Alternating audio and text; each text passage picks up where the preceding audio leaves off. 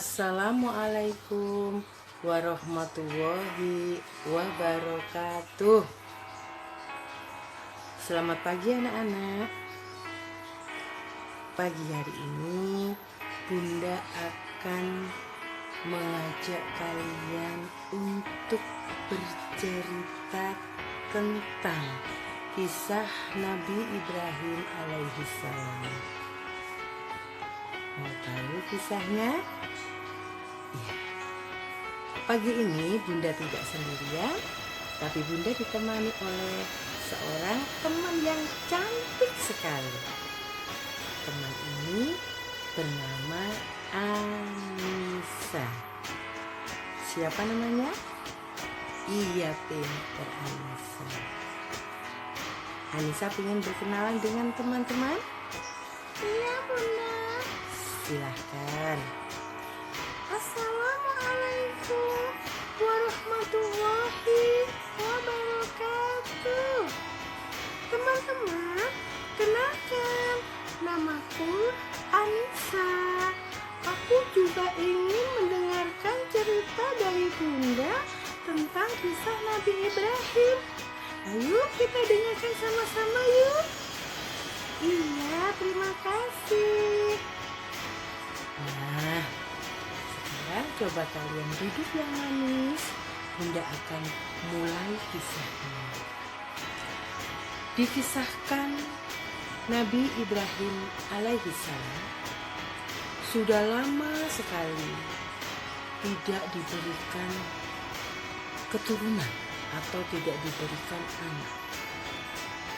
Belum diberikan tepatnya.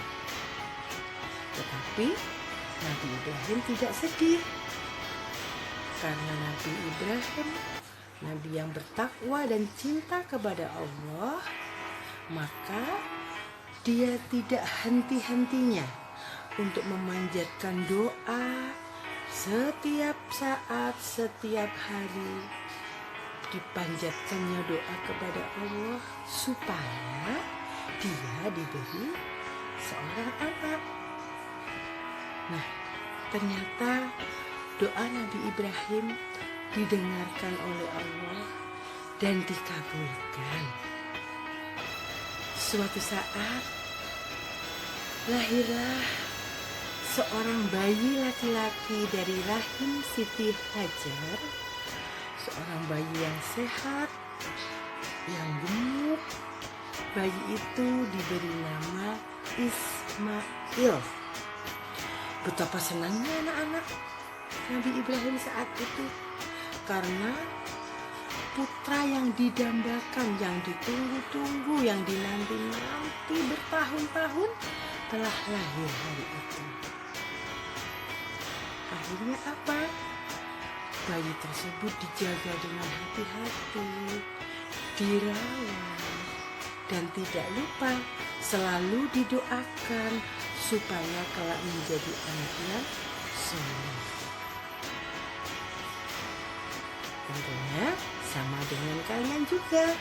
Kalian juga disayangkan sama ayah bunda, disayang sama mama papa, dan ayah bunda kalian, mama papa kalian juga tiada hentinya mendoakan kalian supaya jadi anak yang soleh dan solehah. Dilanjutkan kisahnya. Pada waktu itu, Nabi Ibrahim hidup bersama Siti Hajar dan Ismail, serta dengan seorang istri yang satu lagi, yaitu Siti Sarah. Dalam keseharian, Siti Sarah sering mengajukan permintaan kepada Nabi Ibrahim agar Nabi Ibrahim mencarikan tempat tinggal yang lain untuk Siti Hajar dan Ismail.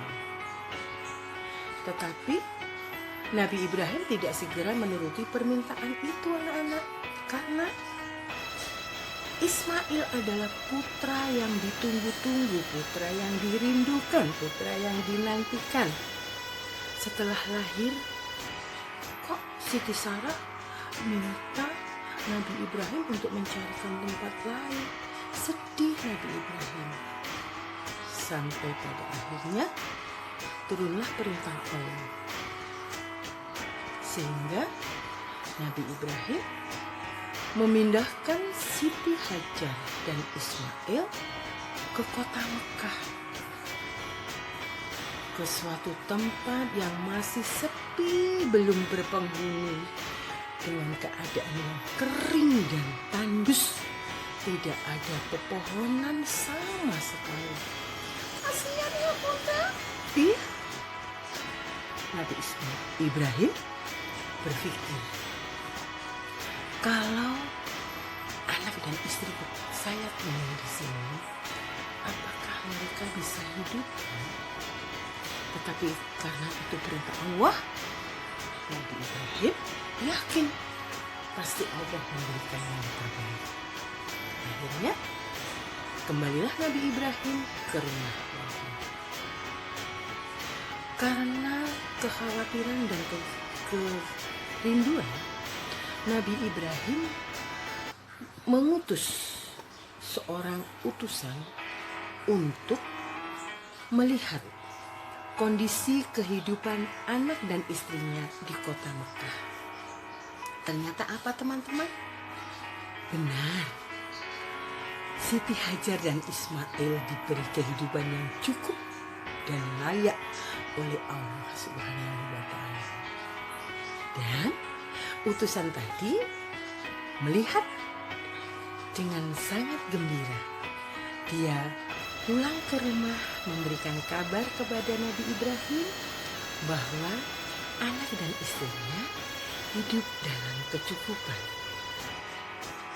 Tahun demi tahun berganti, Nabi Ibrahim akhirnya merasa rindu sekali, kangen sama anak laki-lakinya. Dan dia memutuskan untuk berangkat ke Mekah, tepatnya di Arafah, untuk menjenguk anak dan istrinya. Dia akan melihat apakah benar yang dikabarkan oleh utusan tadi. Setelah menempuh perjalanan yang jauh dan lama sekali, akhirnya Nabi Ibrahim berjumpa dengan Siti Hajar dan Ismail yang pada waktu itu sedang menggembalakan ternaknya di padang Arafah. Padang rumput dan sekarang penuh dengan tanaman. Mereka bertiga berjalan menuju ke tempat tinggal Siti Hajar dan Ismail. Tetapi di tengah perjalanan mereka letih karena sudah melakukan perjalanan yang sangat jauh, terutama Nabi Ibrahim. Ya. Di dalam letihnya itu, Nabi Ibrahim minta untuk istirahat sejenak. Kenapa kok istirahat Bunda? Iya, karena letih dan lelah. Akhirnya mereka bertiga istirahat di sebuah tempat. Karena saking lelahnya anak-anak, mereka bertiga tertidur. Oh, tidurnya ngorok apa enggak Bunda?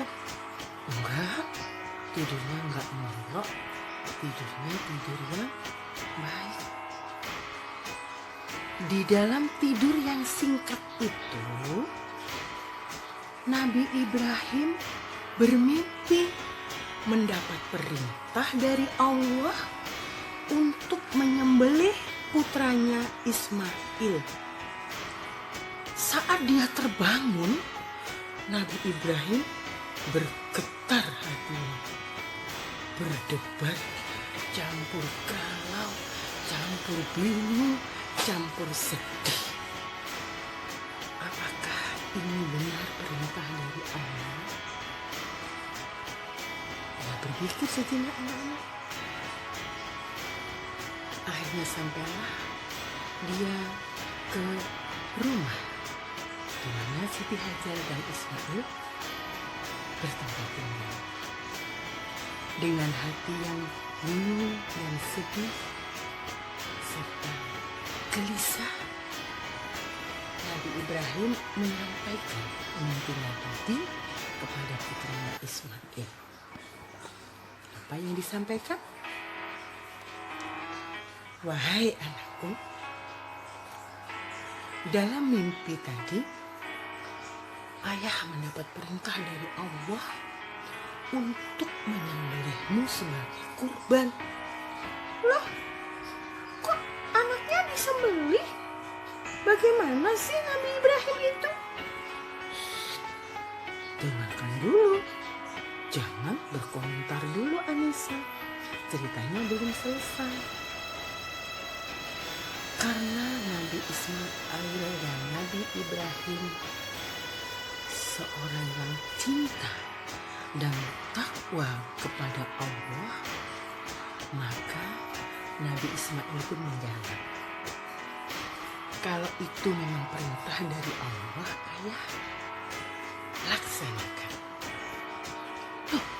Kok mau Bunda disembelih? Iya, karena Ismail adalah anak yang patuh, anak yang takwa kepada Allah, anak yang patuh kepada kedua orang tuanya. Laksanakan ayah, saya akan menerima dengan ikhlas dan sabar. Nabi Ibrahim bingung, kenapa anak ini menjawab seperti itu? Nabi Ibrahim masih bingung. Sementara iblis datang menggoda Nabi Ibrahim dengan berbagai cara. Digodalah Nabi Ibrahim dengan bisikan-bisikan. Hai Ibrahim, jangan mau. Bodoh kamu. Anak kok disuruh nyembelih? Jangan dilaksanakan. Tapi hati Nabi Ibrahim, apa teman-teman? Tetap teguh pada pendirian, yaitu akan melaksanakan perintah Allah, dan Ismail pun menyetujuinya. Akhirnya pada suatu hari, Nabi Ibrahim dan Ismail berangkat ke suatu tempat, suatu tempat di suatu perbukitan. Ditidurkanlah Nabi Ismail di suatu bukit. Kemudian dihunus pedang yang sudah disiapkan untuk menyembelih Nabi Ismail. Tetapi apa teman-teman? Karena kecintaan Nabi Ibrahim alaihissalam kepada Allah serta ketakwaannya dan ketakwaan Ismail kepada Allah serta cintanya kepada ayah bundanya, maka Ismail pun berkata, jika ayah tidak tega untuk menyembelihku, maka tutuplah mataku dengan sehelai kain. Itu kata Ismail. Kemudian ditutup matanya Ismail dengan sehelai kain. Ditundukkan dia. Saat pedang akan dihunus, akan disembelihkan ke leher Ismail, apa yang terjadi teman-teman? Allah memerintah malaikat Jibril untuk mengganti tubuh Ismail dengan seekor domba yang gemuk sekali, besar dan gemuk. Loh, kok bisa Bunda? Iya, Allah menunjukkan kekuasaannya. Ya, jadi Ismail tidak jadi disembelih oleh ayahnya. Yang disembelih jadi seekor domba. Nah, itulah yang mengilhami kita umat Islam. Pada setiap tanggal 10 Dzulhijjah yang tahun ini jatuh pada tanggal 31 Juli 2020 besok hari Jumat itu untuk melaksanakan sunnah menyembelih hewan ternak. Begitu juga umat Islam yang sedang menjalankan ibadah haji, mereka juga melaksanakan atau menjalankan kurban hewan ternak.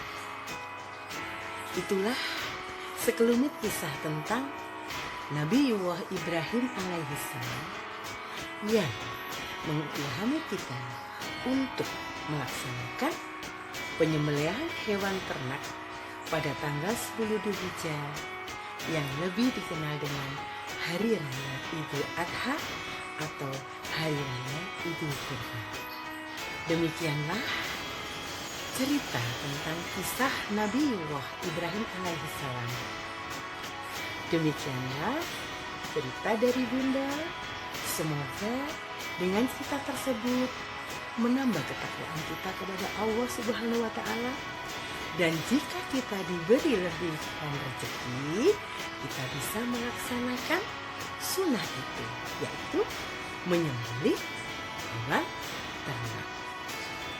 Hewan apa saja yang boleh disembelih, Bunda? Boleh kambing, boleh sapi, tergantung rezeki yang kita punya. Oke, demikianlah cerita dari Bunda. Terima kasih atas perhatiannya. Assalamualaikum warahmatullahi wabarakatuh.